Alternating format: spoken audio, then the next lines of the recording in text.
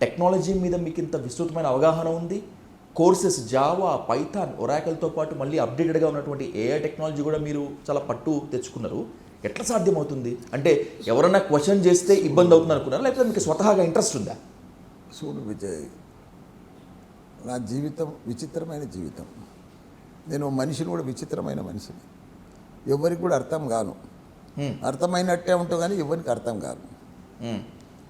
ఎందుకంటే నేను చెప్తున్నా, ఒక జీవితంలో సింగిల్ లైఫ్లో, ఇప్పుడు నాది సింగిల్ లైఫే కదా. అంతే సార్, ఎవరిదైనా కూడా సింగిల్ లైఫ్, అందరి single life sir.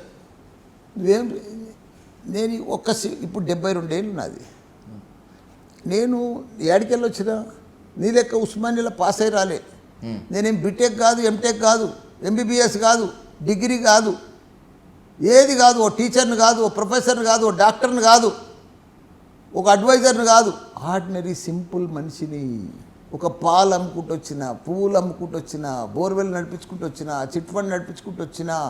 First school పెట్టినప్పుడు నాకు ఏం తెలియదు, వేరే వాళ్ళ మీద ఆధారపడి దాంట్లో జాయిన్ అయినా. ఆడికెళ్ళి మళ్ళీ సొంతంగా 10 సిబిఎస్ఈ స్కూళ్ళు పెట్టినా, 13 ఇంజనీరింగ్ కాలేజీలు పెట్టినా, ఇప్పుడు 3 యూనివర్సిటీలు పెట్టినా. ఇవాళ నేనే మోస్ట్ పాపులర్ నంబర్ 1 ఎడ్యుకేషన్లో ఇండియాలో. నా తనని కోర్సులు ఎవరి తను లేవు ఇండియాలో. 200 కోర్సులు ఉన్నాయి.